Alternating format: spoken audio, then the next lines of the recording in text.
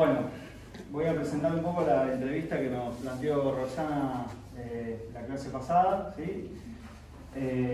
La cuento un poquito y de paso también le cuento a Vanessa y a los compañeros que la acompañan un poco la idea de lo que hacemos en trabajo social comunitario, ¿sí? Que es la materia en la cual estamos ahora, trabajo social comunitario 3. Es una materia que tiene la Universidad de Avellaneda, es bastante particular de la Universidad de Avellaneda. Consiste en articular acciones con el territorio, con la comunidad. Es obligatoria para todas las carreras y es mezcla de carreras. Los estudiantes que están acá presentes, después pasamos a etapa de entrevista y el que pregunta puede presentarse, contar de qué carrera es. Bien. Son de todas las carreras distintas de la universidad. Y tiene esa novedad, ¿no? Que es obligatoria, pues todos los estudiantes tienen que recorrer por lo menos 3 o 4 cuatrimestres, depende de la extensión de la carrera, donde la propuesta de la cátedra es dialogar con organizaciones del territorio, contactar con experiencia, meterse a distintas problemáticas sociales desde el abordaje que hacen las organizaciones. Y con las organizaciones construir una propuesta de investigación y de acción participativa. Digamos, nos interesa que el resultado de la carrera sea mucho más que simplemente conocer, también tratar de desarrollar una práctica. Con Roxana, con el merendero Madre Sembrando Conciencia, empezamos a articular el año pasado, en el medio de la pandemia, cosa que tuvimos una complejidad con la presencialidad, virtualidad y demás. Hoy ya estamos presenciales. Esta cátedra fue particularmente insistente en la importancia de la presencialidad para llevar adelante la actividad. Y con Roxana, lo que nos planteó Roxana trabajar fue conocer casos de violencia institucional, de gatillo fácil. Roxy nos estuvo ayudando a conocer las distintas experiencias. De una manera particular, poniendo el acento en cómo sobre esos casos se producen experiencias de organización popular. Nos interesaba eso, rescatar eso, y producir unos materiales de comunicación, que terminaron siendo unos podcasts. Estrenamos hace poquito la primera serie con 5 podcasts y vamos, a partir de este trabajo y del que realicemos el próximo cuatrimestre con otra cámara de estudiantes, vamos a estrenar una nueva serie. Así que bueno, esa es la idea. No sé, Roxy, si querés agregar alguna cosita. No, nada. Sí. Contenta de que hayan podido venir y nada, me parece una experiencia muy valiosa tener acá a Vanessa y como siempre ellos muy respetuosos, escuchando y después hacen las preguntas que les sean necesarias. Y eso nos ayuda, ¿no? A nosotras y también a ustedes a entender un poco las problemáticas que suceden más allá de todo lo que pasó en la época del proceso, sino que también en democracia, ¿no? Estamos viviendo todas estas. Y le vamos a dar la palabra a Vane para que empiece a contar un poco, ¿no? qué pasó con Luciano y nada, y se preguntan. Bien. Bueno, gracias por la invitación, gracias Roxy por tenernos en cuenta todo el grupo de familiares y amigos y amigas y amigues.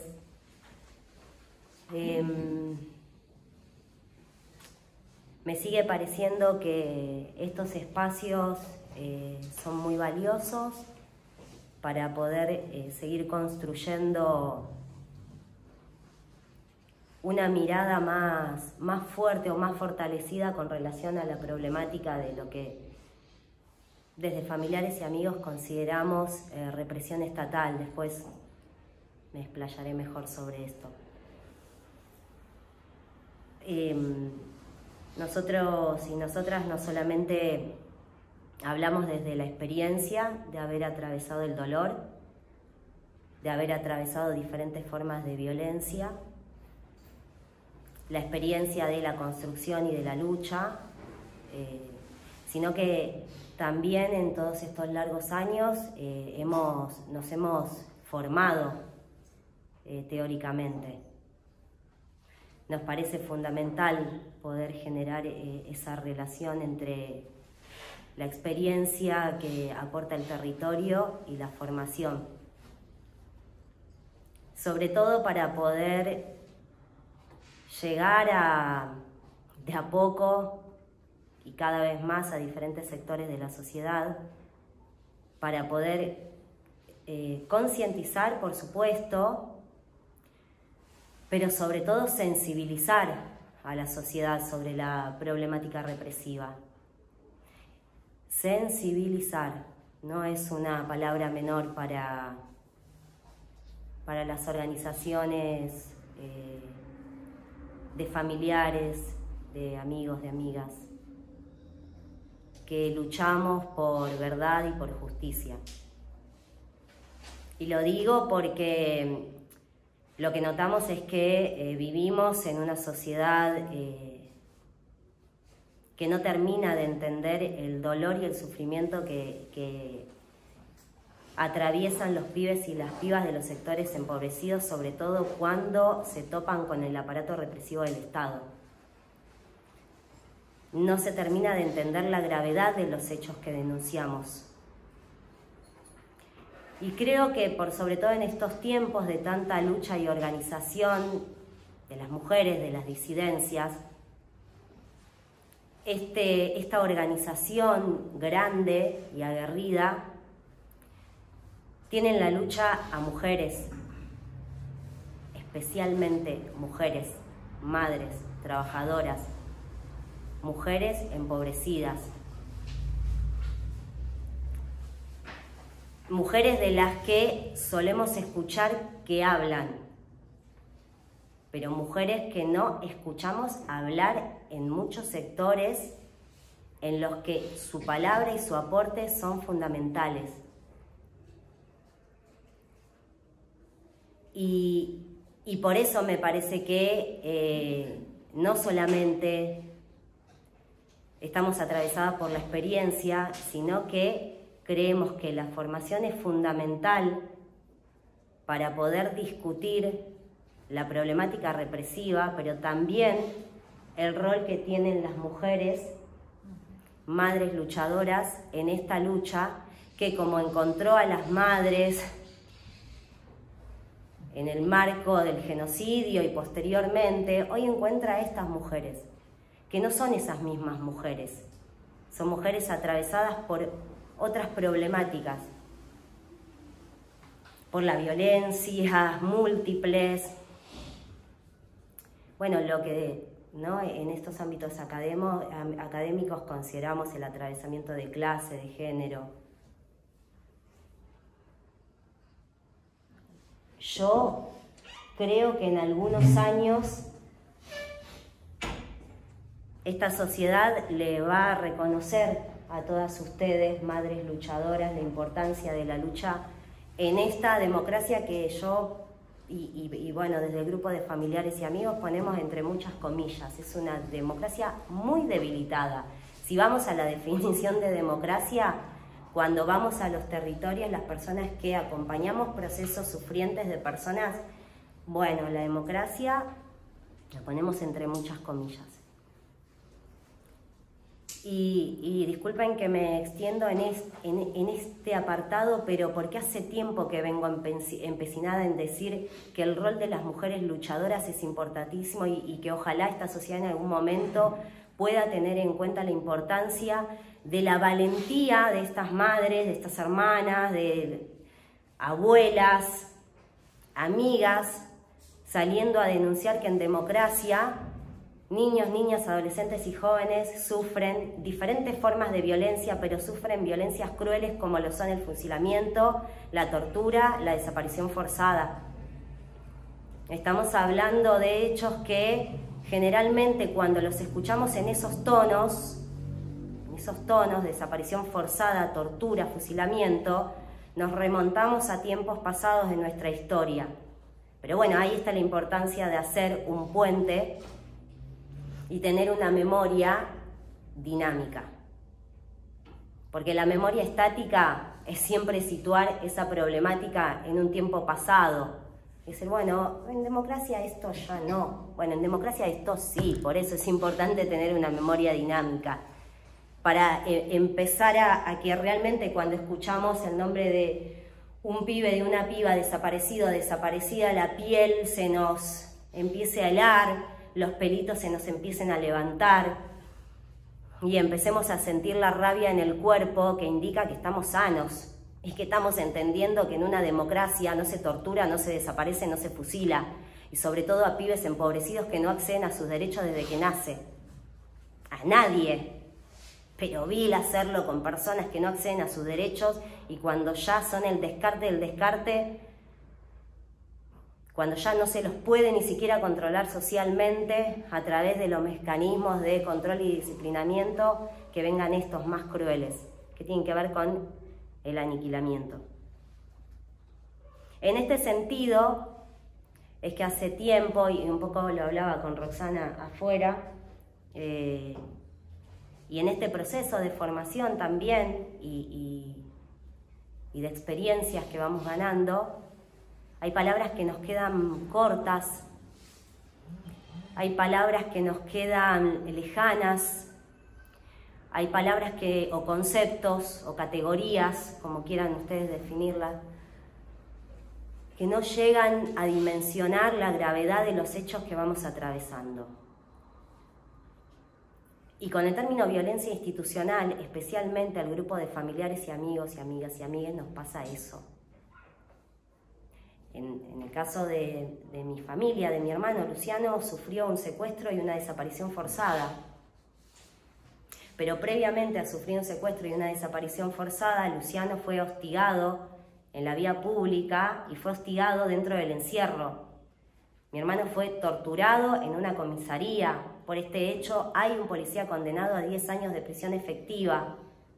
Todavía la familia, 13 años, sigue luchando para que la causa avance, caratulada desaparición forzada la causa. Y es una causa que hace 13, 14 años más o menos está en etapa de instrucción. Eso quiere decir que todavía se siguen investigando los hechos por los cuales un grupo de policías terminaron desapareciendo a un joven de 16 años. 16 años. Se supone que hay una ley integral de derechos de niños, niñas, adolescentes y jóvenes que debería haber protegido la vida e integridad física, emocional de mi hermano. Cuando agarramos el Código Procesal Penal y miramos la tipificación de desaparición forzada y vemos el significado de desaparición forzada, lo que inmediatamente nos preguntamos desde el grupo es, ¿necesitamos un calificativo más que defina esto cuando esto está tipificado acá y dice desaparición forzada y la desaparición forzada tiene una historia terrible en nuestro país? ¿Necesitamos más? ¿Necesitamos un término que hable de violencia institucional cuando hay un término que habla de desaparición forzada y que lo supera todo y que habla específicamente del dolor y el sufrimiento, en primer lugar de la persona que es desaparecida, pero después de todos sus amigos y familiares que quedan en la búsqueda de alguien que no está ni vivo ni muerto? ¡Ey! Que está desaparecido y que en la cabeza de un familiar es, no sé si tiene frío, no sé si está en la calle, no sé si lo están matando en este momento, no sé, y buscar, y buscar, y buscar, y buscar. Dentro de un aparato estatal que no ofrece soluciones inmediatas, porque cuando vas al Poder Judicial, lo primero que hacen es obstaculizar, investigar a la familia, investigar a los amigos, dilatar los tiempos, que se pierdan pruebas, que el tiempo pase, 13, 14 años, que la etapa siga en etapa de instrucción, que cueste mucho llegar a la verdad y a la justicia, que cueste condenar a los responsables de una desaparición forzada, que no son solamente los autores materiales políticos y judiciales. Sí, lo dice en la definición de desaparición forzada a la que nuestro país adhirió después de que organismos internacionales dijeran esto es así. Entonces, para nosotros, para nosotras, que hace tiempo venimos intentando hablar y problematizar sobre esto, llegamos a una conclusión que no es la final, ni tampoco es una imposición hacia quienes nos escuchan de que piensen lo mismo, ni tampoco nos distancia de las luchas de otras organizaciones, de familiares, de amigos, que sí denuncian desde esta categoría. No. Voy a hacer un apartado. El feminismo de los márgenes, de lo que habla es de una necesidad de poder, y sobre todo las mujeres afrodescendientes, de lo que hablan es de la necesidad, afrodescendientes norteamericanas, ¿no? De la necesidad de poder generar una identificación propia que hable del sufrimiento que atravesaron como pueblo, como comunidad, pero entendiendo que nos fortalecemos en las diferencias. Esto lo dicen ellas en el marco de un movimiento feminista variado, heterogéneo. Bueno, en este caso pasa lo mismo. Las organizaciones, los grupos de madres, no pensamos, de hermanas, de amigos, amigas, no pensamos todo lo mismo. No vamos todas bajo la misma bandera. Pero hay un respeto muy grande porque estamos denunciando cuestiones muy dolorosas y nos nutrimos en nuestras diferencias y nos bancamos en nuestras diferencias, porque el enemigo que tenemos enfrente es un enemigo muy poderoso, que se llevó la vida de nuestros seres queridos, pero que sabemos claramente que se lleva la vida de muchos pibes y pibas a diario. Y en este sentido marco la diferencia. Para nosotros de familiares y amigos y amigas y amigues, hablar de violencia institucional es hablar de una serie de violencias diferentes que pueden ser la violencia en el ámbito hospitalario, la violencia en el ámbito educativo, la violencia de no tener un lugar donde vivir y vivir niños, niñas, adolescentes y jóvenes, toda una familia entera en la calle. La violencia de no poder comer un plato nutrido que fortalezca el cuerpo, el físico, la mente. La violencia que a diario vemos que sufren pibes y pibas en los barrios, que no hace falta más que entrar y ver. Bueno, esas formas variadas de violencia institucional son las que atraviesan la vida, y vamos a hablar específicamente de niños, niñas, adolescentes y jóvenes desde que nacen. Y es precisamente esa serie de violencias institucionales la que deja esos cuerpos en un sector determinado de la sociedad, que es hoy en nuestro país el sector más fuertemente discriminado y criminalizado.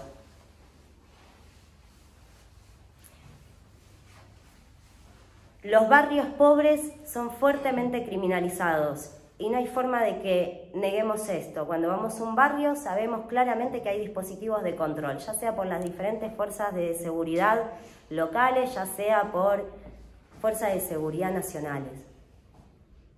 Son los barrios pobres. Y son las personas de los barrios pobres las que son discriminadas y criminalizadas. Si hacemos una pregunta rápida, y voy a meter otra problemática, porque va de la mano, ¿no? Porque cuando hablamos de discriminación y de criminalización hacia los pibes jóvenes, es necesario ir a la problemática de inseguridad. Y cuando vamos a la problemática de inseguridad y le preguntamos a la sociedad así abiertamente, a ver, si tuviera que caracterizar al sujeto peligroso de esta sociedad, ¿cuál sería? ¿Cuál sería? Si yo les pregunto a ustedes que más o menos me tiren dato de cuáles son las características del sujeta peligrosa. ¿Cuál es? Sí, joven, barrios marginales, con determinada estética. Como hablamos la otra vez, gorrito, camiseta deportiva, zapatillas. A mí me da miedo los varones. Cambiando la calle, eso.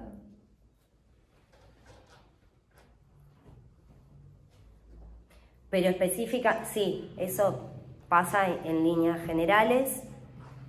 Específicamente cuando nos referimos a la problemática de inseguridad, entiendo yo que hay como un prototipo bien claro de persona peligrosa que se viene construyendo hace muchos años. Ninguno de los que estamos acá tenemos una mirada tan maliciosa sobre esas personas, pero es indudable que cuando nos preguntan lo primero que pensamos es joven, es pobre, tiene gorrita, zapatillas deportivas y ropa deportiva. Y bueno, y eso habla de cómo nos van construyendo subjetivamente, de dónde van llevando nuestra cabeza para que se active el temor hacia un otro peligroso. Y otra vez hagamos el puente con la memoria dinámica, con este trabajo de memoria dinámica. También durante el genocidio se instaló una figura de un otro peligroso. No, con un montón de salvedades que hay que hacerlas, hay que discutirlas, hay que problematizarlas. Hoy también está instalada la figura de un otro peligroso. Y son estos pibes y pibas de los barrios empobrecidos. A mí me entristece mucho que en todos estos largos años en que esta figura que se ha construido de un joven peligroso, determinado, situado en lugares determinados también, no ha habido grandes discursos políticos que intenten frenar esto, pero también con políticas públicas concretas que tiendan a que los pibes de los sectores más empobrecidos empiecen a tener otra calidad de vida y otra cobertura social. Que eso en definitiva también es inseguridad, ¿no? Sí, claro. Discutamos también qué es inseguridad. ¿Qué es inseguridad? Discutemos ese término también. Inseguridad es no saber qué vas a comer, qué van a comer tus hijos mañana. No hay más inseguridad que esa en la vida. ¿Y por qué eso no lo vemos como inseguridad? ¿Por qué cuando se habla de inseguridad en lo único que se piensa o en lo único en donde hacen hincapié los grandes medios de comunicación o mismo los funcionarios políticos que tienen que tomar decisiones a la hora de pensar la seguridad siempre lo piensan en términos de más policía, más cámaras y no en este aspecto de lo que vos traés, que me parece que es fundamental? Bueno, porque lo hacen en términos del sistema, ¿no? Lo hacen en términos de producción y reproducción de un sistema, tal como está, que genera las ganancias para los que genera y genera la sangre y el cuerpo, el que pone el cuerpo son siempre los mismos.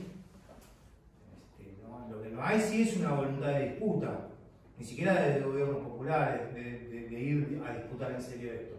Hay matices, pero no hay una disputa concreta. Eso sí se da, imagino yo, fundamentalmente, o por lo menos en un comienzo, no solo con políticas públicas, sino desde el campo simbólico.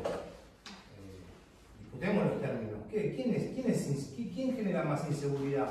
Un tipo como Brown que dice que remarca porque le gusta remarcar los precios y deja miles de personas sin comer, miles de padres sin poder darle de comer. Yo soy padre, sé lo que... Y la pasé, yo entiendo mucho porque yo me crié en los 90, yo fui adolescente en los 90 y sufrimos la persecución de esa policía que todavía eran los mismos elementos de la dictadura, en democracia, pero todavía eran los mismos tipos que te ponían un metaca en el pecho para pedir un documento, ¿no?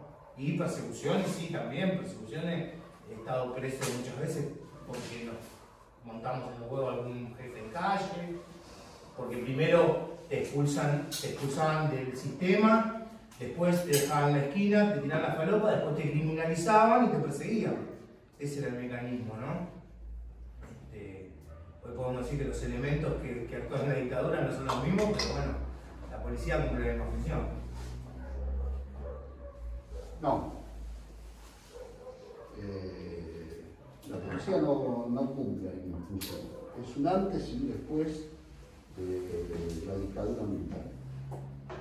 Antes de la dictadura militar, la policía se dedicaba a los que levantaban quinela y la prostitución.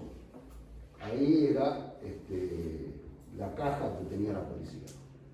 Y supongo que los políticos también. Lugones torturaba gente en el año 30. Después de eso, esperá. Pará, moción de orden. Después de eso. Porque la interrumpimos a Vanessa, está bien, yo creo que seguro que le gusta que comentemos, pero también permitámosle que sostenga el hilo de la discusión, que después vamos a poder preguntar todos lo que querramos. Digo, para que no perdamos el hilo. Después de eso, la policía se dio cuenta de que podía ir por todo. Podía ir por las casas, podía ir por las empresas, podían ir por lo que se les cante las pelotas. Claro. ¿Sí? Porque yo te meto en cana, firmame acá, traigo un escribano que está conmigo, certifica, y la casa que era tuya ahora es mía. O la empresa que antes era tuya era mía. Y lo hacen hasta el presidente de la Nación.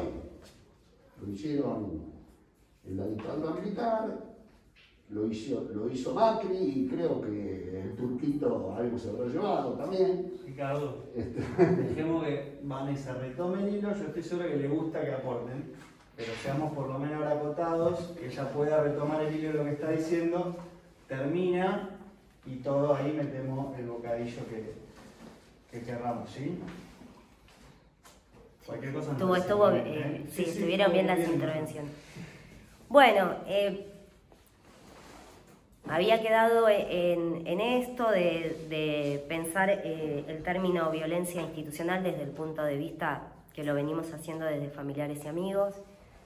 Me parece que ahí quedó bastante claro. Nosotros intentamos mantener al margen lo que tiene que ver con la violencia policial dirigida a los jóvenes y las jóvenes de los barrios. Nos quedamos en esto, en una definición que nos parece que es fundamental poder seguir problematizándola, pero que para nosotros habla de estas violencias, de las violencias que a diario se sufren en los barrios y que son muy cotidianas y sistemáticas y que van degradando la vida humana, la falta de acceso a derechos fundamentales, estamos hablando de eso. Y qué mal que estaremos, que si no estamos pudiendo hablar de violencias que tienen que ver con la falta de acceso a derechos fundamentales, no estamos pudiendo problematizar esto, me parece, porque son cosas que ya las tenemos muy naturalizadas. Tenemos muy naturalizado que la gente viva en las condiciones que vive y que no acceda a derechos fundamentales. Entonces, a ver, no es que esto lo vengo elaborando como pensamiento, lo estoy diciendo ahora mientras pienso en esto. Bueno, ya como directamente esto lo tenemos naturalizado, categoricemos esto con un nombre que no termina de impactar fuertemente a la sociedad, que pierde peso específico. De hecho, se está elaborando una ley de violencia institucional. Digo, ustedes pueden entrar a una página en donde pueden colaborar con el armado de esa ley. Sí, a mí... Sí, y está bien que lo digas entre comillas porque voy a decir algo que es una vivencia personal y está bien porque todo va nutriendo nuestra formación. A mí me llamó la asesora de una de las personas que está trabajando en la ley. Y me llama para invitarme, en ese momento estamos en pandemia, entonces era virtual la convocatoria, me llama para invitarme a lo que era esto, el desarrollo de esta ley de violencia institucional. Entonces le digo, bueno, me parece bien porque los familiares tenemos mucho para decir sobre esta ley, podemos aportar, me imagino, a lo que se debata. Bueno, en realidad no, porque la reunión es para leernos la ley, que ya estaba armada la ley. Nosotros solamente íbamos a participar en el Zoom, en los cuadraditos. Entonces le dije a la asesora que no, que le agradecía, pero que siguieran adelante, porque si ya habían armado la ley, lo que sí me parecía que estaba bien poder decirle es que es necesario y fundamental que las familias podamos participar en esos procesos de construcción, porque somos nosotros y nosotras los que estamos atravesados por esta violencia, por esta problemática. Somos las voces en vida de algo que está pasando ahora, en este momento, que podemos contar, y cuando nos encontramos nos damos cuenta de la lógica que opera similar en cada una de las causas. Es muy similar lo que pasa en cada una de las causas y desespera la similitud en ese proceso de impunidad que se va generando, que provoca un desgaste tan grande que después termina en otras cuestiones que vamos viendo las familias. Ver cómo se van muriendo familiares porque no acceden a la verdad y a la justicia. Entonces el resultado es sumamente doloroso, porque la sociedad no está sensibilizada. Se hace un esfuerzo enorme por parte de las familias, pero no logramos visibilizar de toda esta problemática y al mismo tiempo, todo el tiempo tenemos que salir a intentar sensibilizar y visibilizar y contar las historias de nuestras familias para que se entienda que es horrible y grave lo que les hicieron y a veces te sentís como, ¿cómo puede ser que yo esté contando que a mi hermano lo torturaron en una comisaría, que lo obligaron a comer un sándwich, que mi hermano apareció 5 años y 8 meses después, que un peritaje ahí pudo comprobar que él cuando estuvo detenido había sufrido la fractura de sus costillas porque a Luciano lo habían torturado estando detenido?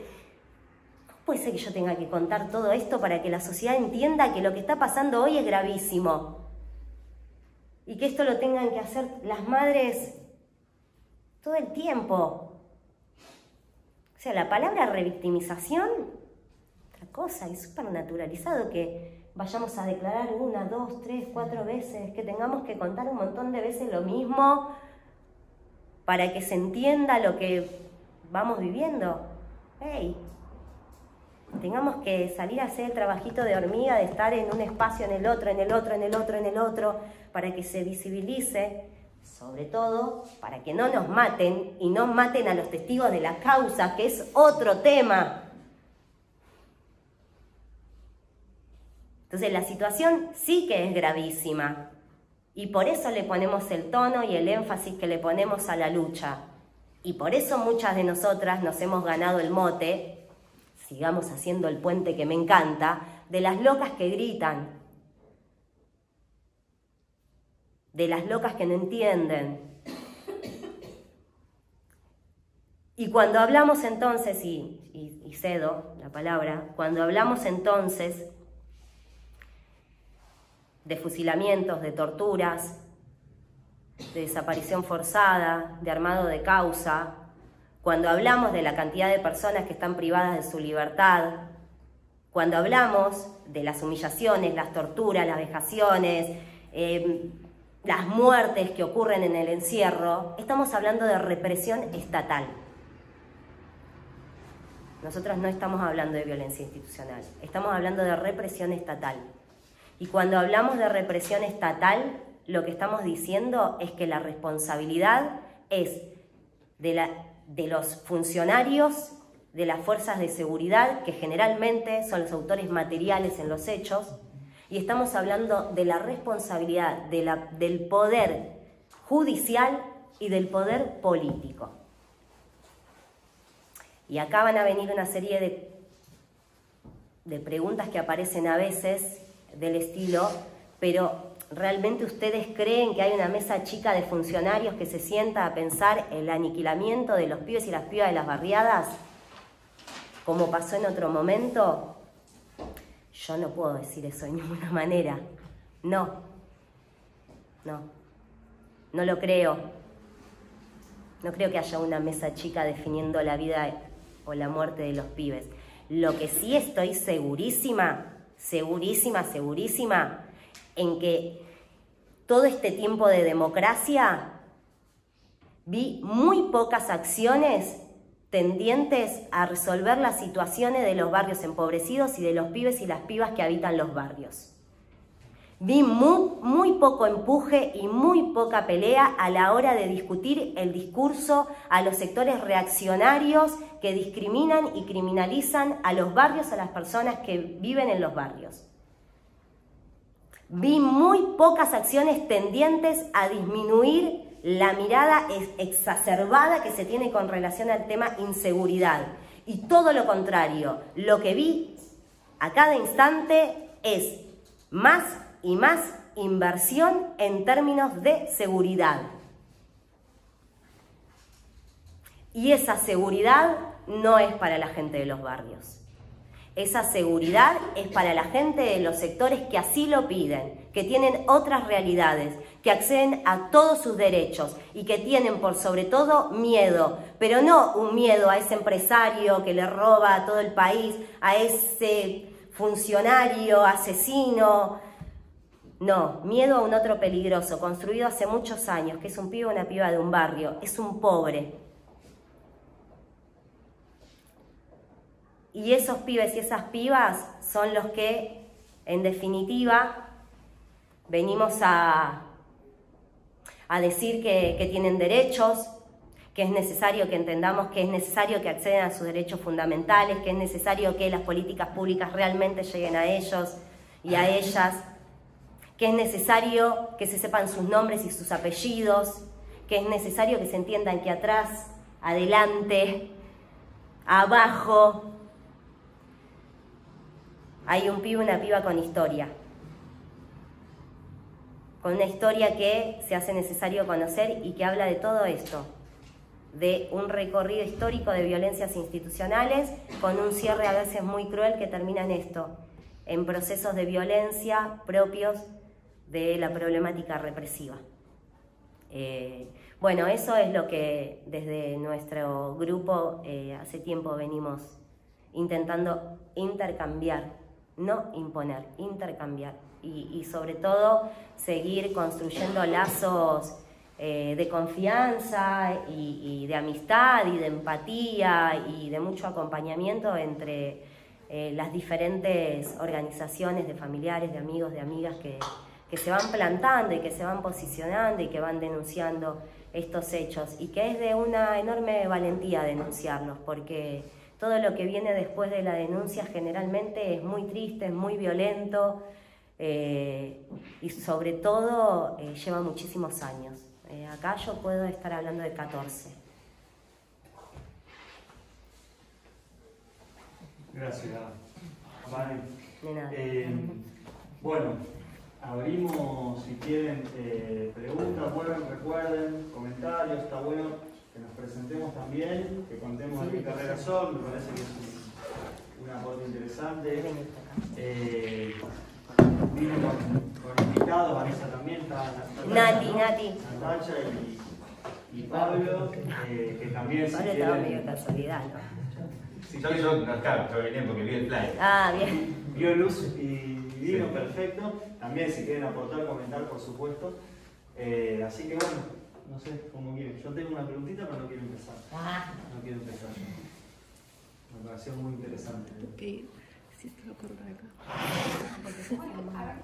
Dale. Bueno, mi nombre es Florencia, estudio Ciencias Ambientales. Y bueno, con mi grupo, una de las preguntas que pensamos, en un momento, en una de las entrevistas que leímos, que nos compartieron los profesores, hablaban sobre depurar el sistema policial. Entonces, un poco la pregunta que surge, también lo charlamos con Roxana en su momento con su entrevista, si es posible depurar el sistema policial o cuál es la alternativa a este inconveniente que estamos teniendo con la policía, también nos pasa con otras fuerzas militares. No sé, ¿cómo lo podríamos cambiar? ¿Notas nuestras donde hablábamos de depurar? No que lo menciones vos, sino que te hicieron una pregunta. No me acuerdo ahora particularmente cuál era, o la introducción de una nota también creo que fue, pero no lo estabas diciendo vos, sino que a partir de ahí me surgió la pregunta de cómo se podría cambiar el sistema. Es una pregunta ya sé, muy idílica, pero sí. Creo que un poco todos pensamos en eso, ¿cómo podríamos hacer? Lo que te puedo decir más sincero es que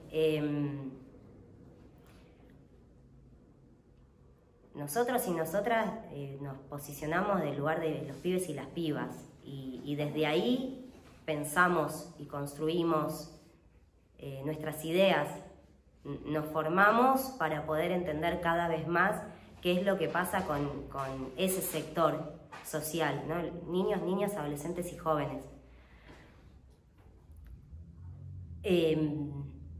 Eso es un montón, sobre todo en una sociedad que caracterizamos muy deshumanizada en cuanto a la emergencia que tiene este sector social para resolver cuestiones muy críticas.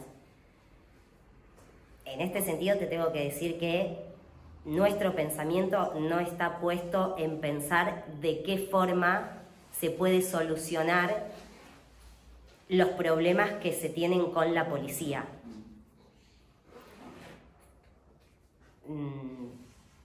Mirá, si no, me voy a un momento de la historia y de la política un poquito atrás, donde se quiso construir algo así en el marco de lo que eran las políticas de seguridad democrática. Ni siquiera en esa instancia nos metimos a discutir nada.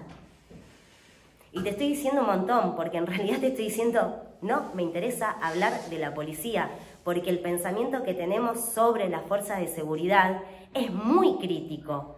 No da la posibilidad de poder construir una mirada que tienda a pensar de qué forma ese sector puede hacer mejor su tarea, porque lo que pensamos es que son los responsables necesarios de que exista una matriz delictiva y de que las violencias operen de tal forma, porque existe la participación necesaria de ellos y de ellas, y porque existe a su vez poderes por encima de ellos que les permiten ese juego violento dirigido hacia determinado sector de la sociedad, no solamente el empobrecido al que tienen que controlar y disciplinar, a los sectores que se organizan y luchan y salen a protestar por sus derechos.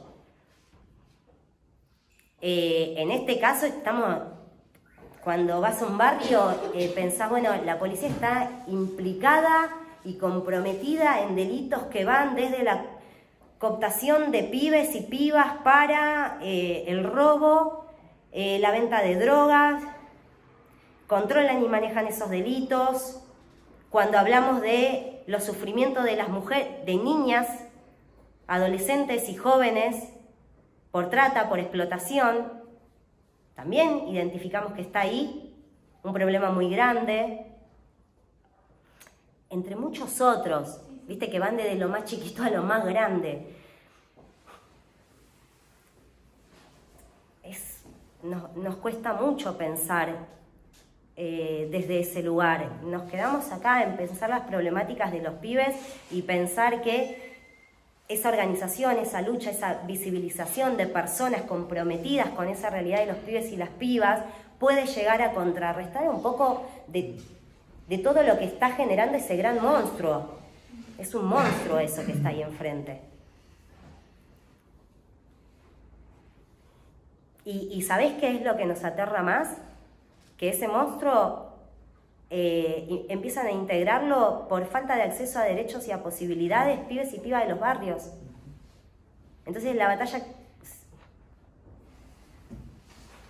está como cada vez más difícil. Lo estuvimos charlando un poco con Roxana la última clase, que como también muchas veces termina siendo una salida, o sea, una salida laboral fácil, porque entrar a la policía te ofrece un trabajo en poco tiempo, entonces como gente que sale de un sector de vulnerabilidad y termina formando parte de un aparato represor. Lo estuvimos conversando. Sí. Sí, todo lo que se genera después en esa relación de poder de esa persona que empieza a tener una chapa, un arma, que empieza a operar quizás de la misma forma que han operado con él en otro momento.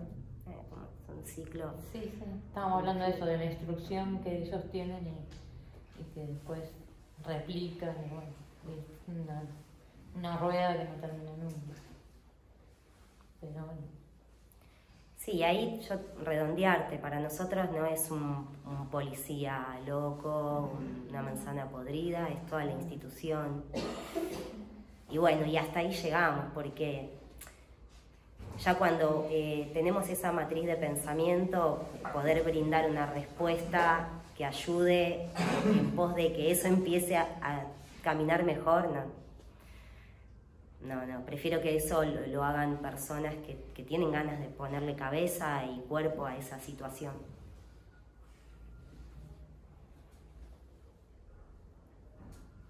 Bueno, yo en realidad, más que nada, soy Leonora y soy de la carrera de Artes Audiovisuales. Qué linda carrera. Con respecto a lo que estaban hablando antes, me quedé pensando en todas estas formas de inseguridad que también existen y como por ejemplo la falta de alimentos, el acceso a la salud pública, todas esas cosas me parecen que también son una forma de inseguridad. Y también, porque me viene la pregunta de por qué pasaba esto, por qué sucede, ¿no? Y después me puse a pensar en todos estos, los que deciden, ¿no? O sea, los de arriba, los que manejan estas cosas, el poder que tienen y a quién están favoreciendo. Obviamente a la gente, como decías, a la gente que no es para los barrios, sino que para esos que están pidiendo la seguridad, porque no sé cómo decirlo. Pero bueno, la cuestión es que los sectores más altos, ¿no? Sí. Y quería saber si un poco como que siento como que favorecen a ellos, pero también porque creen que le tienen más miedo, ¿no? Como de alguna forma el poder económico y todas esas cosas es como que de alguna forma pesa mucho en estas cosas que la gente que decide. Y quería saber si estabas de acuerdo con eso y también ¿cómo se manejaría eso entonces? Si es esa gente que favorece por una cuestión económica y ¿cómo se podría solucionar el tema de que no se favorezca a esas personas y sí se pueda favorecer o que tenga mayor participación o que tenga más cosas o las mismas cosas que la gente que está en un sector más alto? ¿Se entiende mi pregunta? Sí, se entiende, claro. Y la verdad que no entiendo por ahí. Eso. ¿Cómo revertir? No estar en el sistema. ¿Cómo revertir? Bueno, ya lo dijiste. Porque, por ejemplo, no sé si me puedo pensar, ahora se están como queriendo cobrar impuestos más altos a ciertos sectores. Y eso está bien, pero ¿eso es suficiente? ¿Qué otras medidas se podrían tomar para que esas cosas no sucedan? Porque no solamente los impuestos, no sé, se me ocurre todas las cosas que se necesitan de las universidades públicas. Los que estudian enfermería necesitan materiales de enfermería, los que estudian artes audiovisuales necesitan equipos de artes audiovisuales, ¿no? Y todas esas cosas también, ¿no? Como que puede ayudar a los chicos que estudian en universidades públicas, justamente. Esos impuestos también se podrían cobrar para llevar a universidades públicas, para hospitales públicos, para todos esos sectores donde también se necesitan. Y así no habría tantas inseguridades, entre comillas. Pero, no sé, eso es... Lo que pasa es que yo siento que pasa un poco como con son preguntas hermosas, porque ¿a quién no le gustaría poder tener una respuesta y que realmente no todo lo que está pasando cese? Pero son preguntas muy complicadas y sobre todo de responder. Para mí, olvídate, a mí responder esa pregunta se me escapa por todos los lados. Es como la pregunta sobre cómo resolver la situación de la policía. Yo lo que puedo hacer es siempre recortar, hacer un recorte muy chiquito dentro de una variada gama de cosas que hay que hacer, que tienen que ver más con mis experiencias. Entonces, bueno, desde acá lo que estamos diciendo con Roxana es, bueno, con relación a esta problemática, lo que hacemos es, estamos poniendo el cuerpo en función de decir, esta problemática existe, la queremos visibilizar, sensibilizar a la sociedad, que vayamos entendiendo que no va por acá la construcción de una democracia, que esto nos debilita, nos empobrece, lo estamos naturalizando mucho, entonces cada vez se puede poner peor esta situación, cada vez vamos a contar más pibes asesinados. Y me parece que es muy importante eso, porque estamos viendo una desintegración muy grande. Estamos hablando, yo no sé, voy a decir un 50%, no sé el porcentaje de pobreza, pero sé que es muy alto. Es muy alto. Y que si salimos a recorrer, lo que vemos son postales muy tristes también. Si vamos por Cava, vemos mucha gente en situación de calle. Si nos tomamos el tren, vemos mucha gente en diferentes rubros, rebuscándose, pero vemos muchos niños, muchas niñas. Quienes vivimos en el conurbano, la persona que pasa todo el tiempo pidiendo comida o pidiendo ropa o vendiendo... Vemos cómo la miseria avanza, crece. Las personas que tenemos militancias en barrios, también, es mucho, es inabordable. A mí me pasa trabajar, yo soy una trabajadora del Estado, acompaño situaciones muy difíciles de niños, niñas y adolescentes. Te puedo hablar desde ese lugar también y decirte, bueno, las personas que trabajamos territorialmente acompañando situaciones dificilísimas de niños, niñas y adolescentes, bueno, primero estamos viendo que los pibes la están pasando muy mal y que es muy triste lo que está pasando con la niñez, la adolescencia y la juventud.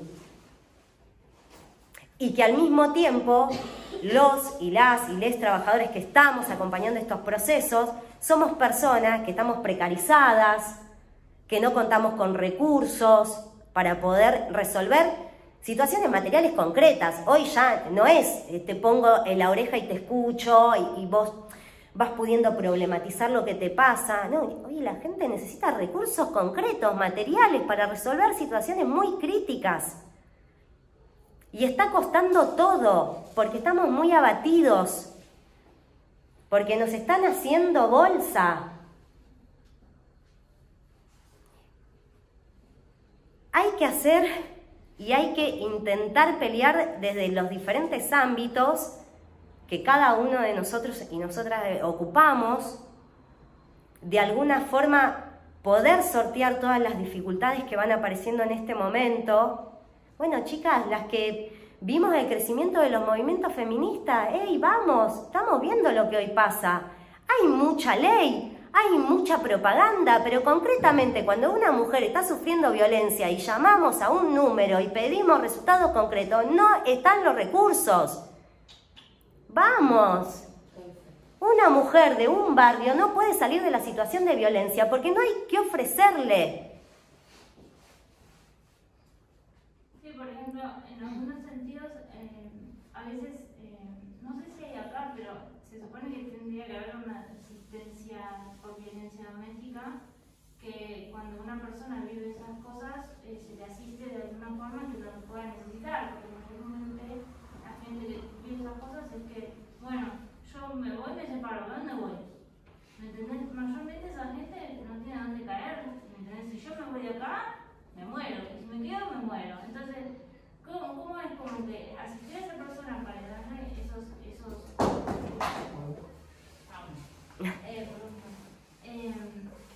para darle esos beneficios de al menos darle la oportunidad? ¿Me entiendes? Porque es algo que es desesperante. Y es desesperante porque en muchos casos he escuchado y es como que es algo que te desespera porque decís, ¿cómo puedo yo? ¿Me entendés? Y decís, bueno, yo ayudo desde donde yo puedo. Que por ejemplo, no sé, yo lo que hago artes audiovisuales, puedo hacer un video, puedo, pero también es como decir, quiero hacer más. Pero no está en uno también hasta dónde puedo llegar, ¿me entendés? Y es como esa movilización también hace como un poco la participación. es que sí, una tiene serias limitaciones. Esto es un trabajo colectivo y tenemos que volver a recuperar las bases de eso.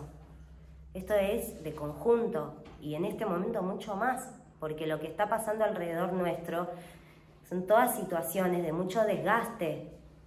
Entonces se hace necesario volver a la organización, a la problematización de lo que estamos pasando, a la formación. Hay que volver a la formación y hay que empezar a discutir políticamente, empezar a entender el rol de cada uno de nosotros y de nosotras y empezar desde cada uno de los espacios poder encarar procesos de lucha y bueno, y empezar en base al respeto a intercambiar, a pensar momentos de acción que nos encuentre conjuntamente.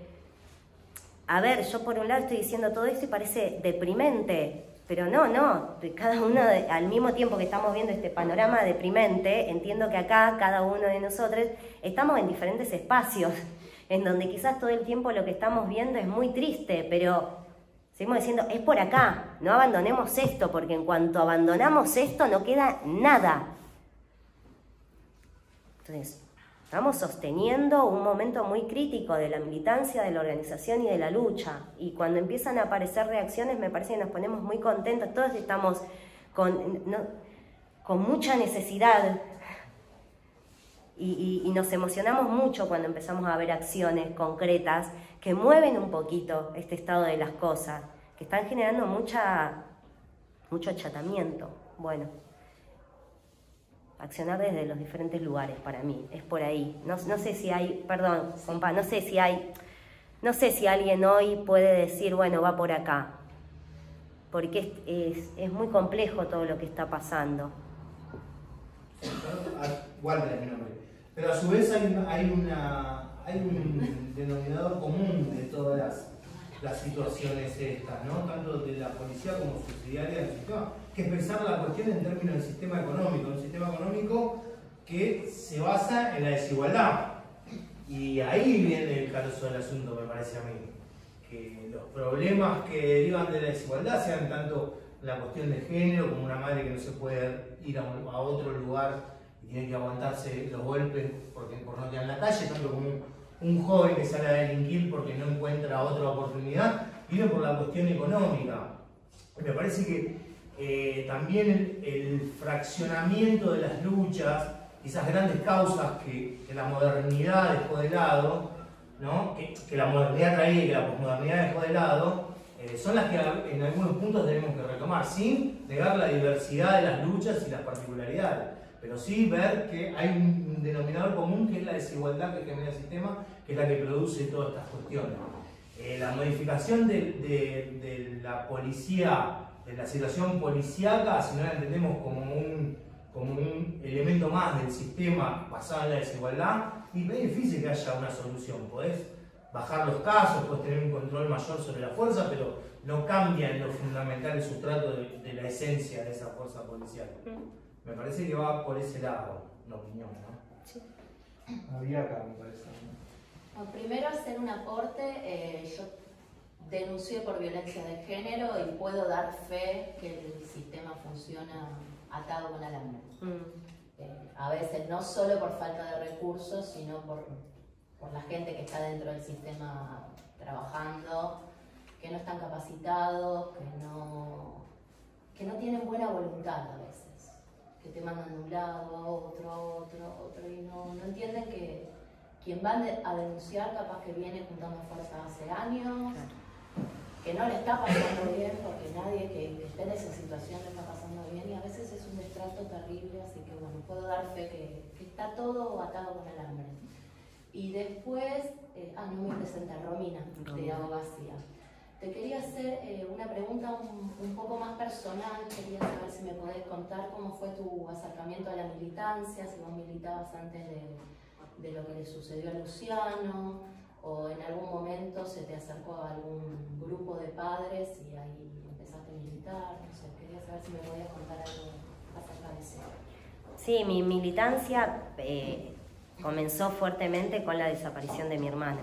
pero anterior a este hecho que a mí me marcó profundamente, tenía acercamientos a diferentes espacios. No participé orgánicamente de ninguno en especial, pero sí participé en diferentes lugares, generalmente comedores comunitarios, o merenderos, o apoyo escolar, y sí, en un momento empecé a acompañar la lucha de alguna de las organizaciones que empezaban a visibilizar y sensibilizar sobre la problemática de trata, sobre todo cuando fue la desaparición de Marita Verón.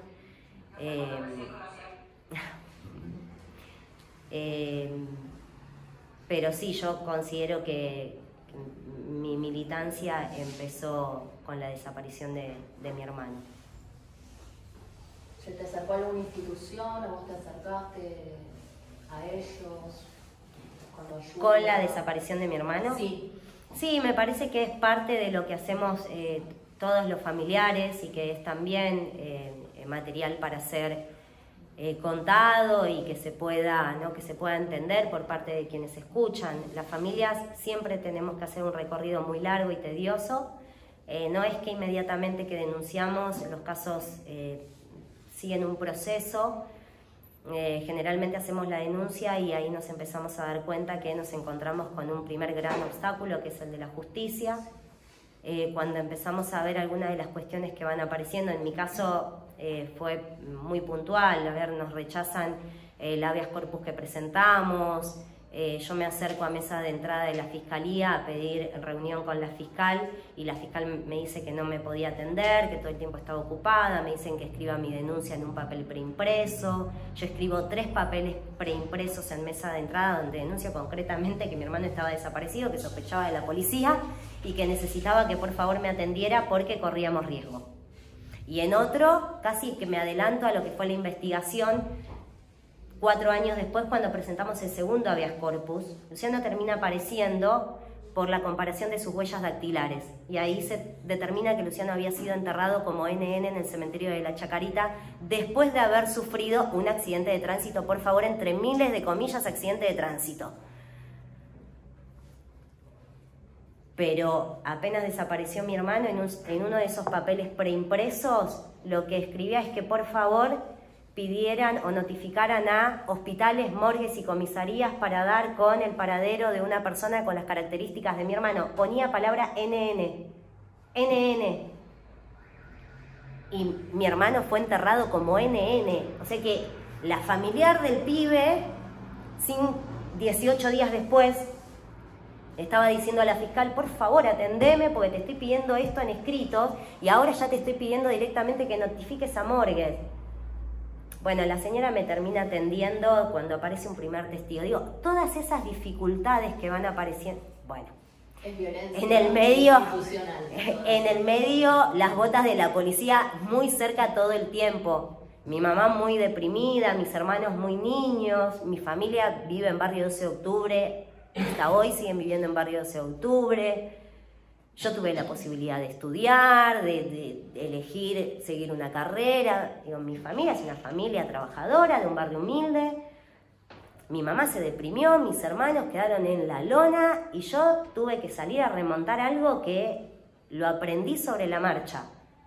Y lo que aprendí es que la policía tiene mecanismos mafiosos. Y que cuando apenas empezás este proceso, lo primero que sentís es miedo.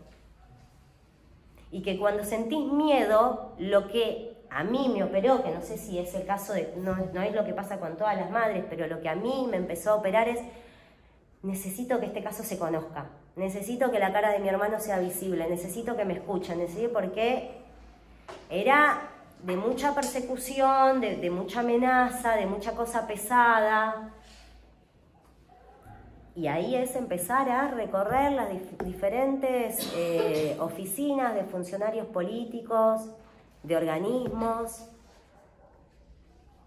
sentarme a hablar con personalidades del mundo de los derechos humanos. Ahí te vas desilusionando de algunas respuestas. Piensen que mi hermano desaparece el 31 de enero del año 2009 y yo hablé con muchos funcionarios, tanto del ámbito matancero, como del provincial, como del nacional. En un momento también donde se hablaba mucho de derechos humanos, y yo me senté con funcionarios muy cercanos a esta temática, y la respuesta fue triste. Y la causa de mi hermano se logró visibilizar aproximadamente a los 2 años, 3 años. Y con mucha organización y con mucha lucha y con mucha insistencia y con mucha perseverancia. No es justo, porque después queda todo como como en una cosa muy idealizada, de qué fortaleza, qué luchadoras, sos un ejemplo. A mí se me paralizó la vida. Yo perdí mi trabajo, dejé de estudiar, volví a empezar hace pocos años a estudiar. Mi mamá se deprimió, mis hermanos se criaron como pudieron, pasaron un montón de cosas. Se paraliza la vida.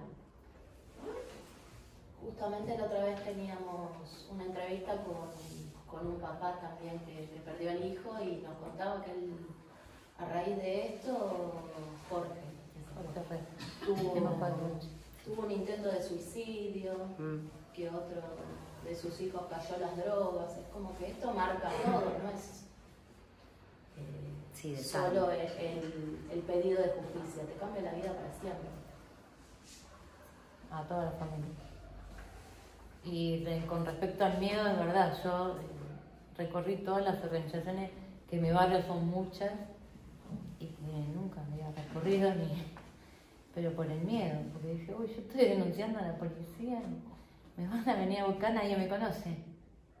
Desaparezco, nadie se enteró.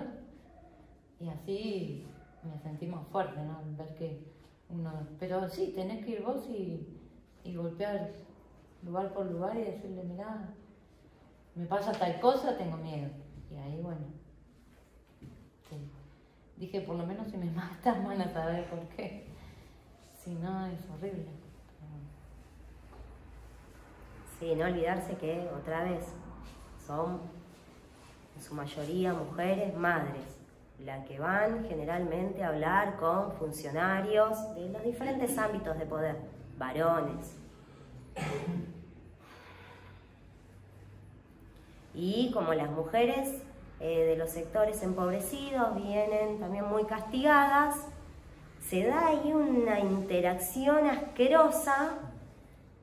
A mí me tocó vivirla hasta que en un momento, a ver, el trajecito de víctima en el que te ubican, me lo saco, lo cuelgo y esto cambia.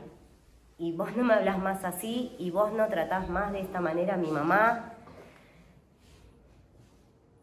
Pero se da un poco esos mecanismos de poder y de violencia sutil que te los bancás, pero cuando empezás a hacer un recorrido y empezás a organizarte y empezás a luchar y empezás a formarte, bueno, en un momento decís, bueno, esto no me vas a sugerir más esto, porque no lo dicen claramente, lo sugieren. Yo no voy a decir acá qué es lo que sugirieron de reuniones en donde yo estuve, pero no estoy hablando del cohete. Hay mucha violencia en las palabras, porque la discriminación y la criminalización opera no solamente con la víctima que ya no está y que no está para defenderse, opera con toda la familia. Por eso me parece que voy a seguir haciendo ese esfuerzo de que se pueda reconocer el valor a la lucha de estas madres, que se les pueda dar ese lugar que tienen en un ámbito que les ejerce mucho dolor, mucho sufrimiento, que no da respuestas y que condena muchas veces a la tristeza y en los casos más crueles a la muerte. Y ya hemos visto partir muchos familiares, papá de Daniel Solano, la mamá de Atahualpa Vinaya. Bueno. Sí. Me presento, Gustavo Casaña es mi nombre, yo estoy en la carrera de abogacía y bueno, estuve un poco leyendo, entre comillas, la causa de lo que sucedió con tu hermano y una de las preguntas que me hago a raíz de lo siguiente, se condenó solamente a una persona y el resto, porque a mí me llama la atención hasta la participación de la gente del cementerio, la institución misma. ¿Cómo pueden recibir a alguien y depositarlo como en la dictadura, en unas cosas comunes, sin dar cuenta a otras entidades que llegó alguien?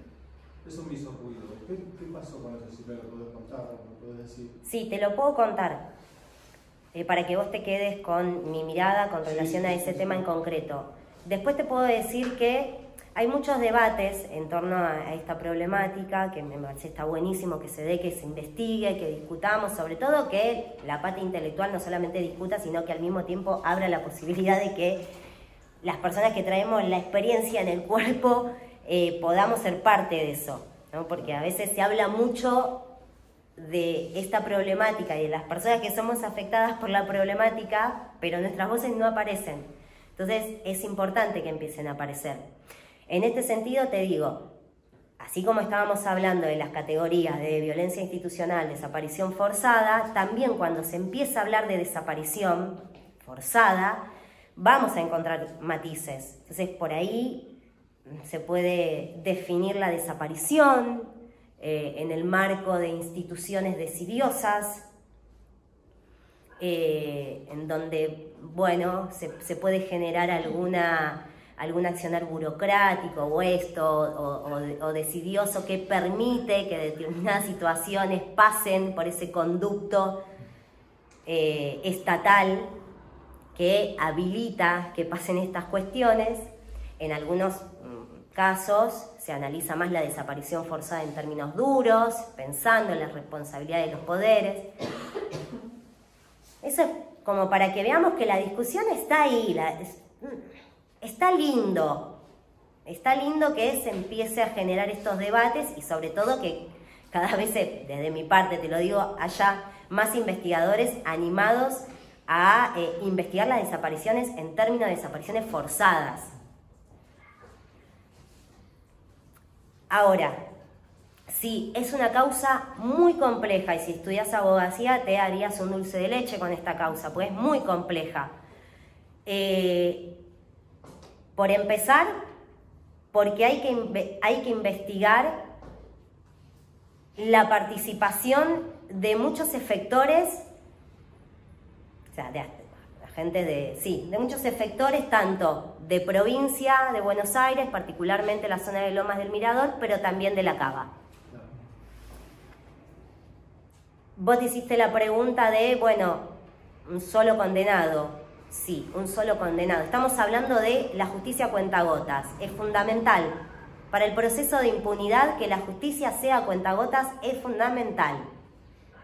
Entonces, se condenó a un policía en una causa que se investigó en paralelo a la causa de desaparición forzada que tramita en la justicia federal.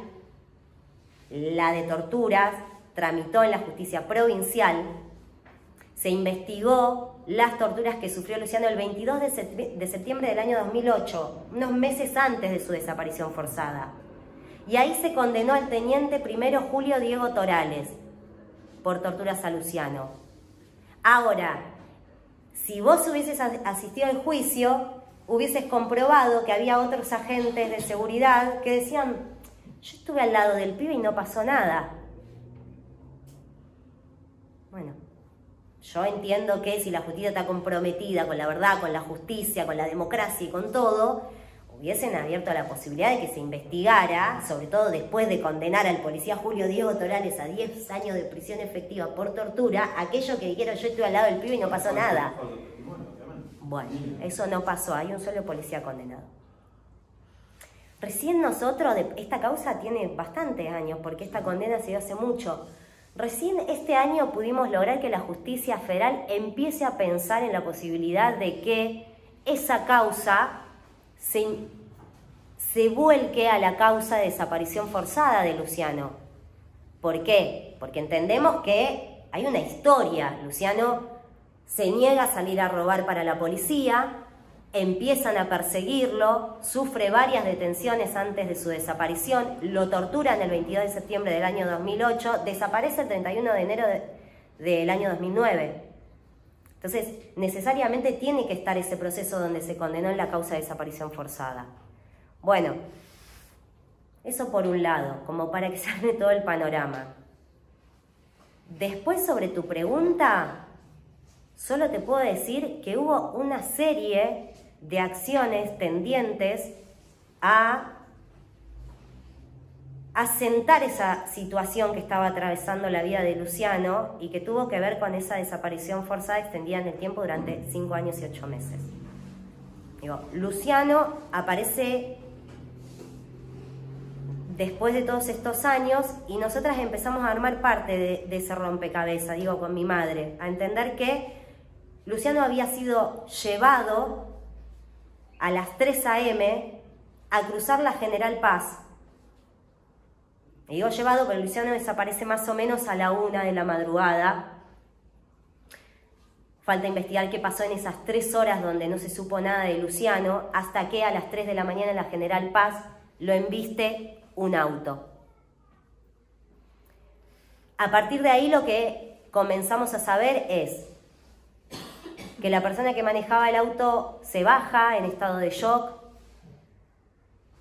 que atrás de él para una moto, que la persona que estaba manejando esta moto observa que al costado sobre la colectora había una patrulla de la bonaerense, le hace señas a esa patrulla de la bonaerense para que se acerque, tenía sus luces bajas, ese patrullero sigue camino, no viene a asistir a Luciano. Tiempo después, cuando se investigan dónde estaban ubicadas las patrullas, de ponele 14, 15 patrullas que deberían haber tenido activado su geolocalizador para que en este tipo de investigaciones se sepa dónde está ubicada cada una, bueno, solamente 4 o 5 lo tenían activada.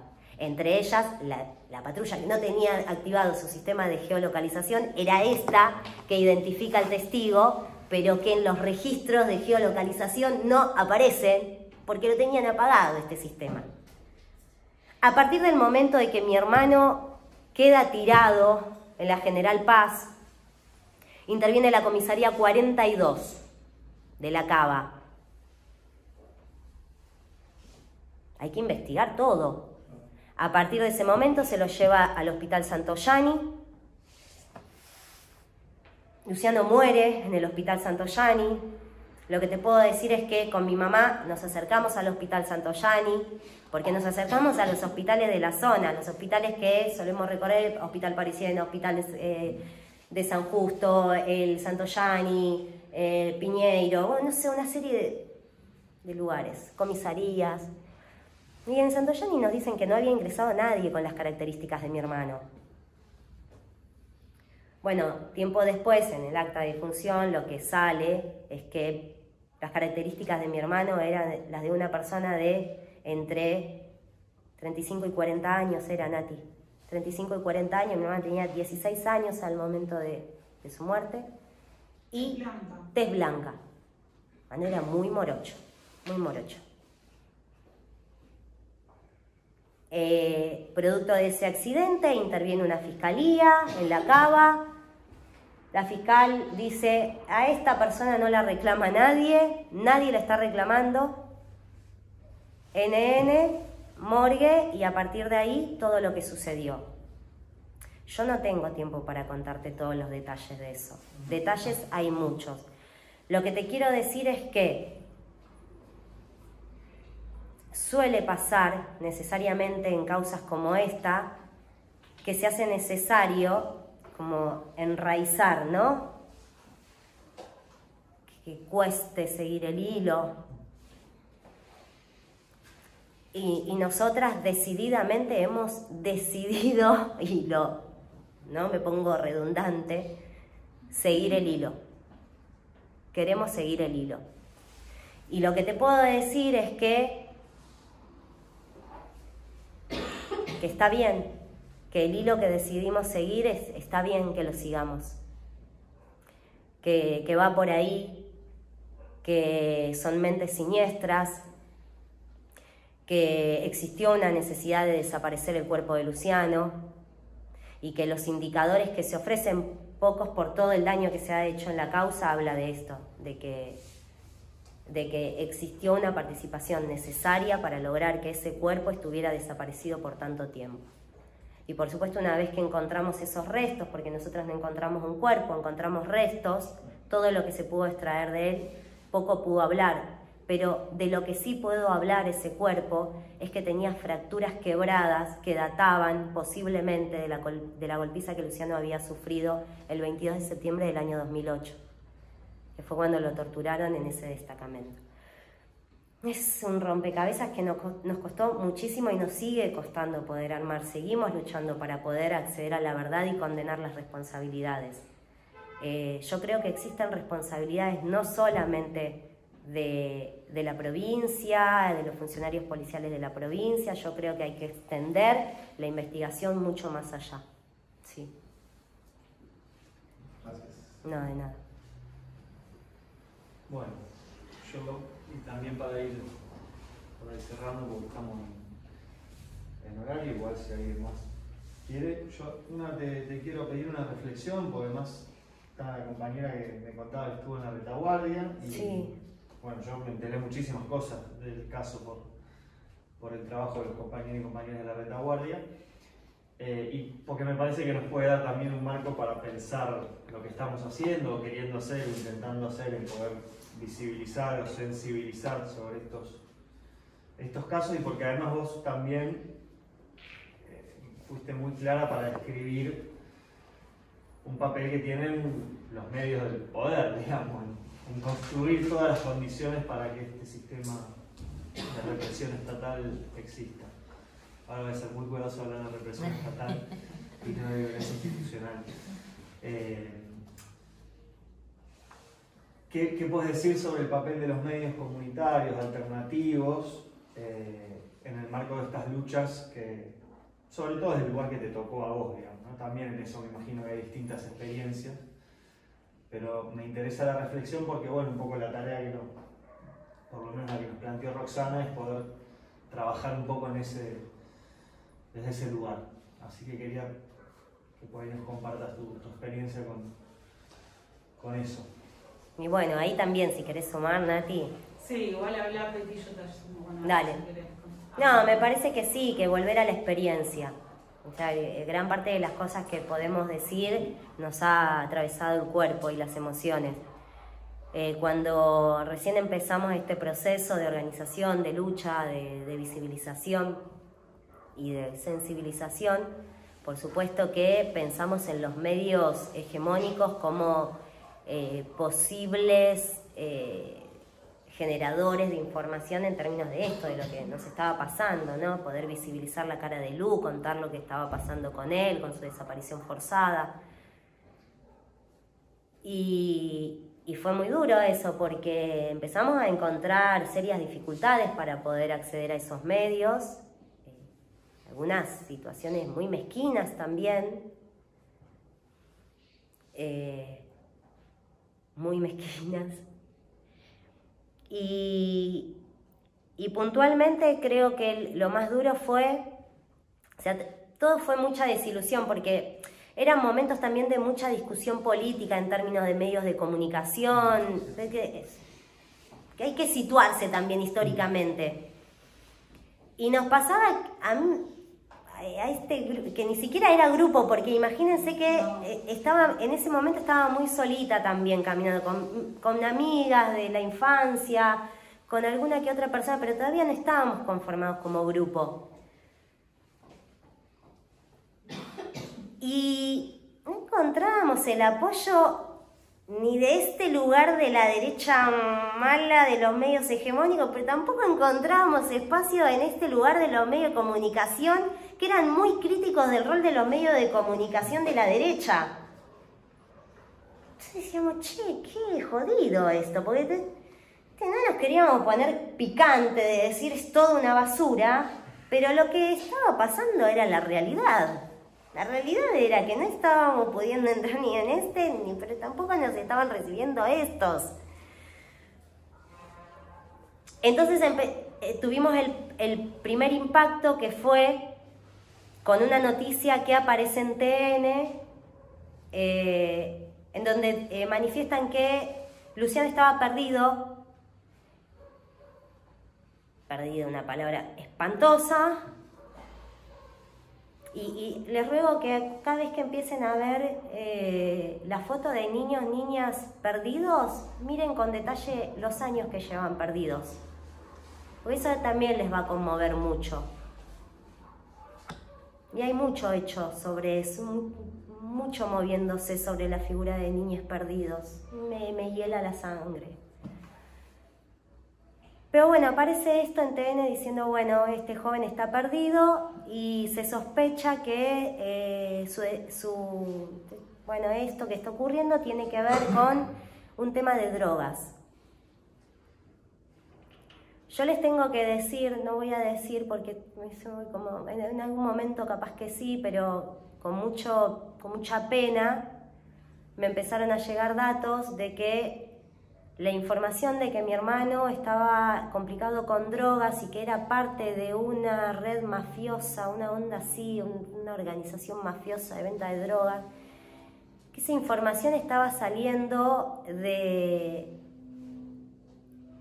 una secretaría importante de gobierno. Nunca sabremos si esto es verdad o si es mentira. Yo tampoco tomo todo como una verdad absoluta. Pero sí me alertó de, bueno, esta no es la información que está dando la familia. No somos fuente primera, la fuente evidentemente está en otro lugar. Y este otro lugar está hablando de mi hermano en términos de un pibe peligroso que estaba en la venta de drogas. Se le manda una carta documento, no sé si se dice carta documento, es una para que TN... Hay como dos palabras que se dicen, o se retracte o que brinde el derecho a réplica. Ahí va. Contestan que nos iban a dar la posibilidad de derecho a réplica. Entonces ahí aparece el periodista Canaletti, se acerca a la casa de mi mamá, hace una nota, bueno, pide disculpas, me pareció un montón.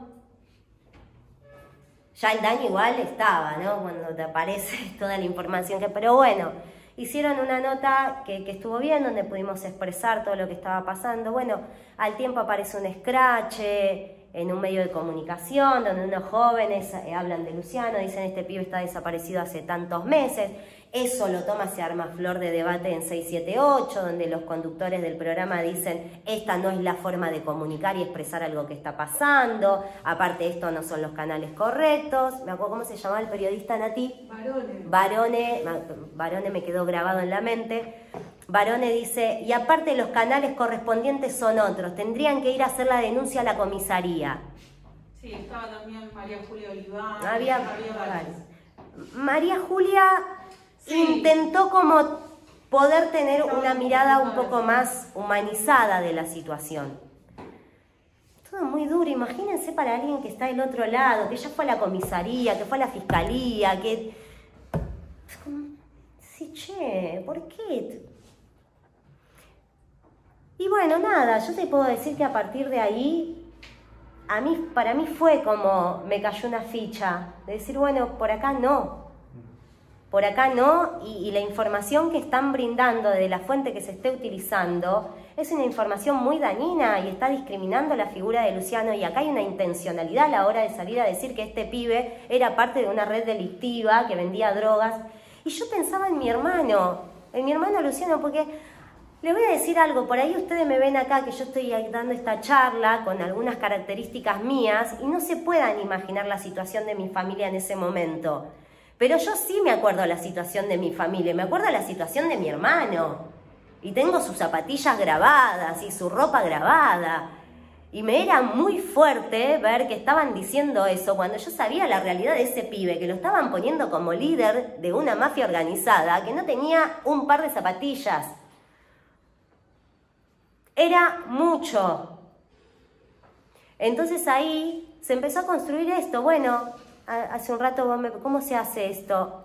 Para mí, ese momento, que era mi momento en este universo, no es nada mi momento. Pero era mi mundo ese momento. Y yo dije, bueno, por acá no va, tiene que ir por otro lugar. Y ahí aparecieron o empezaron a aparecer en mi vida, en mis experiencias de organización y de lucha, los medios alternativos, los medios comunitarios, los medios comprometidos, los medios que entienden la comunicación como un derecho. Porque poder tener acceso a los medios de comunicación es un derecho, y más cuando vivimos en una sociedad tan injusta. Y bueno, y ahí se empezó a construir con esos medios de comunicación. Y para mí mi sentir fue como, viste, gotita, gotita, gotita, gotita, gotita, gotita. Fue ese el efecto, que fue a muchos años también, porque también es eso, capaz que una cuenta acá hace un recorte, pero son muchos años de todo esto. Y se empezaron a pensar las actividades y retransmitir las actividades, y eso era un trabajo enorme, porque acá está mi compañera que sabe más de eso, que es organizarte con otros medios, la operación, toda la maquinaria esa que utiliza. Bueno, construir una nueva forma de organización, de lucha y de comunicación al exterior.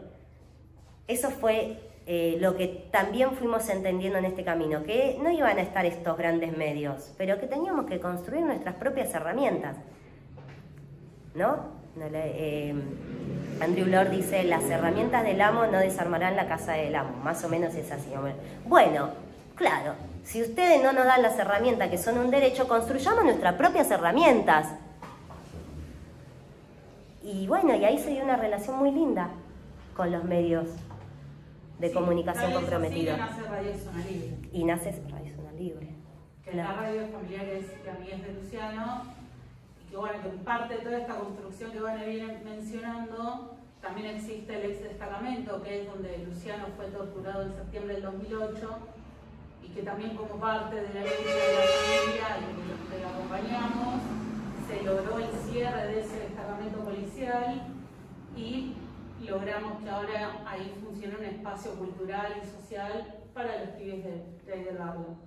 Y la radio nace en el calor de todas estas cosas que iban pasando en la causa y que nacen justamente por esta sed de que la familia pueda realmente contar lo que está sucediendo y no ese relato construido de los medios que van aportando la impunidad, y que también esto, ¿no? Pensarlo en términos de otra ventana más que se abre en términos de injusticia y de impunidad para la familia, porque no solo que son familias que están en la pobreza, sino que también es batallar en la justicia y encima también tener que ir y contrarrestar ese relato de los medios hegemónicos comerciales. Entonces de ahí nace también Radio Zona Libre, pero como no solamente como herramienta de comunicación, sino también como herramienta de lucha y herramienta de transformación para los pibes también, pensado desde ese lugar. Y que es muy cruel el ámbito de los medios hegemónicos. Bueno, Vanessa, tenés 5 minutos. Yo te voy a preguntar tal cosa. Y yo al principio medio que hacía y acataba, y en un momento dije, vamos a preguntar, yo voy a decir lo que yo quiera. Y taca, taca, taca, taca, taca, taca, taca, y no me paraba nadie. Y cuando llegaba al final, que ya ves que la incomodidad que te quieren cortar, la última cosita. Y en la última cosita, 5 minutos más. Bueno, listo. Porque es una crueldad y tenés que aprender hasta comunicarte en esos medios. ¿Cómo hacer para aprovechar estos 5 minutos que me dan? ¿Cómo meto toda la información? A veces sale. Pero a veces tengo que pensar que no todas las personas tienen las mismas posibilidades. Y el compa hablaba mucho de lo económico. Yo quiero hablar de una cuestión de clase, porque es lo económico, pero son un montón de otros capitales, me sale, que bueno, vamos a nombrarlo a Bourdieu, que habla de capitales. Son también el conjunto de otros capitales que hacen que podamos disputar poder. Y no está mal disputar poder, y no está mal hacerse de ese poder. El tema es cómo se utiliza eso después. Y bueno, y en esta lucha a mí me parece que nosotras tenemos que formarnos mucho, hacernos mucho, disputar el poder, hacernos respetar, también ir un poco depurando ese lugar en el que nos quieren enquistar de la víctima, para empezar a decir, no, pará, soy una persona, soy un sujeto, una sujeta, tengo derechos, acá estoy activando políticamente, estoy hablando de esta problemática, vos me vas a escuchar. Bueno, son largos procesos de todo eso, y también las personas en este camino vamos cambiando, no digo cambiando que una veleta, ¿no? Pero digo, vamos entendiendo en base a las experiencias que vamos atravesando. Y algo que decía mi compañera, que no es menor, igual entiendo que en una sociedad como la nuestra, en donde estas cuestiones no, como se revalorizan otras, pero para mí es muy importante que en una democracia tan debilitada como esta, y con relación al caso de un pibe de 16 años de un barrio empobrecido, se haya logrado cerrar una comisaría donde fue torturado, y que hoy en ese lugar existe un espacio de memoria social y cultural que lleva el nombre de ese pibe, y que ese espacio es el ejemplo de el horror que le tocó vivir a varias personas. El caso de Luciano es el más visible, pero varias personas que pasaron por allí. Es muy importante, como es que se haya cerrado la comisaría de Pergamino y se esté construyendo ese camino para que ese lugar también dé cuenta de lo que allí se vivió, que es el horror por parte de un grupo de pibes. Sí.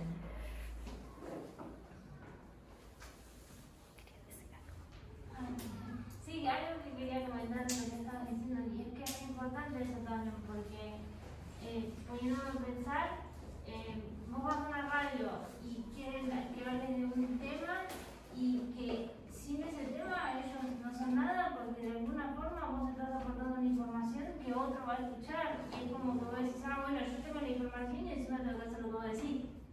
Es como decir, si yo no te aporto mi información, ¿quién sos vos? ¿Me entendés? Entonces, ¿quién tiene el poder ahí? Pero vos estás convencido de alguna forma de que no, ellos tienen el poder, porque ellos son el dueño de eso. Entonces, es gracioso porque el que tiene la información al final, ¿de qué sirve?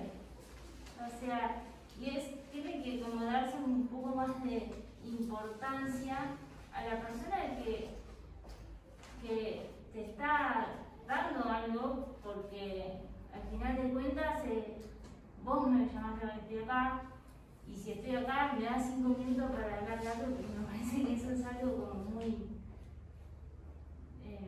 no sé cómo decirlo, comercial, por ahí. Sí, como te estoy dando un espacio, agradecer claro. Que esto es... En vez de que el otro tiene que estar agradecido conmigo, yo tengo que estar agradecido con vos. A mí me parece igual que esos espacios, acá somos bien críticos de los medios hegemónicos, y está bien serlo, puede hacer muchísimo daño, y instalan o desinforman. Yo creo que que tenemos que empezar a luchar porque en los diferentes espacios empiecen a aparecer esas voces que cuestan mucho que estén, por esto que estamos hablando, por una cuestión de clase, una cuestión de desigualdad. Y aquellas personas que nos toca estar en estos espacios, vamos a poner personas que tenemos la posibilidad de estudiar, de formarnos, de seguir una carrera, bueno, entender que hay un privilegio enorme en eso, un privilegio de clase, y que tenemos que seguir insistiendo para que en estos lugares se sienten otros cuerpos que puedan dar cuenta de otras experiencias y que nos permitan poder seguir creciendo en el conocimiento. Acá faltan muchas voces de personas que no están pudiendo llegar acá. Y yo todavía tengo una mirada muy crítica con relación a sectores de poder, sobre todo en donde se genera conocimiento, porque los considero de este lado de la jugada, del lado de la familia, del lado de las personas que sufren. Y entiendo que es un ámbito en donde está costando mucho que estas voces empiecen a aparecer. Y se hace necesario, porque muchas veces terminamos quedando en el mero lugar de objeto de investigaciones, ¿no? Terminamos quedando en esa relación entrevistador-entrevistada. Y bueno, no, somos cuerpos con diferentes y variadas experiencias que podemos nutrir muchísimo, sobre todo en este momento, porque esta es una problemática de este momento, de esta era, y necesitamos empezar a construir las nociones de esto entre todos, pero lo más necesario es que se empiecen a escuchar las voces de las personas que fuimos afectadas, para entender la lógica también. Tuvimos la oportunidad con la ley de medios audiovisuales, que elaboraron con un decreto. En esa ley adjudicaba ondas a entidades de bien público, partidos políticos, sociedades de fomento. Lo único que había que hacer era pedirla. Bueno, sí. El poder hegemónico Sí, esa es una discusión sí, muy álgida. Y con Nati la podés tener aparte porque estuvo en eso. Sí, es muy complicado, digamos. La ley, como la vida misma, ninguna ley termina llevándose después en la práctica a lo real de lo que debiera ser, que es la cantidad de espectro que le correspondería a los medios autogestivos, comunitarios, y a lo que le corresponde a los medios comerciales. Digamos, nunca se termina de cumplir por diferentes cuestiones. Clarín es el monopolio más grande y no deja de ser el primero en tener mayor espectro. Todo el quilombo que hay con el papel, es muy amplio, digamos, está buena la ley, pero en la práctica nunca se llevó a cabo. No, exacto. O se lleva a cabo con cuentagotas. Hay que decir, yo creo que no se lleva a cabo. También vemos una experiencia de radio. ¿Vos crees que se lleva a cuentagotas? Yo te No, sí, nosotros lo Clarina pasamos. con la ley y se limpia. Sí, obvio. Sigue vigente la ley. Sí, salvo esos artículos siguen vigentes. Derogaron los artículos de los procedimientos de desmonopolización, pero el artículo del 33% del espectro sigue vigente. O sea que todavía corresponde que le atribuyan licencia a la radio. Sigue vigente. Bueno, estamos en horario, entonces también yo empiezo a notar que hay cansancio. Por ahí se tienen que ir. Entonces, sí. Hay un compañero que menciona decir que en estos casos no se agradece, se valora que nos hayas acompañado, Vane. Aclararte sobre lo último que decías, de la lógica que también tenemos. Nosotros discutimos esta definición que acabas de dar de no ser objeto de estudio. Nosotros hablamos de sujetos que participen del proceso de construcción colectiva de conocimiento. Es lo que intentamos en esto, por eso conduce Roxana. Este proceso que nosotros llevamos adelante con este colectivo de estudiantes y los que vendrán, lo conduce Roxana. Esa es la decisión que tomamos en esta cátedra.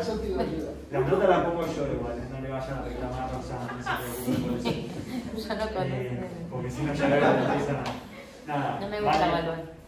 Valoramos un montón, no sé si tampoco corresponde, por lo menos a título de un abrazo colectivo, compartir un fuerte aplauso porque nos acompañó.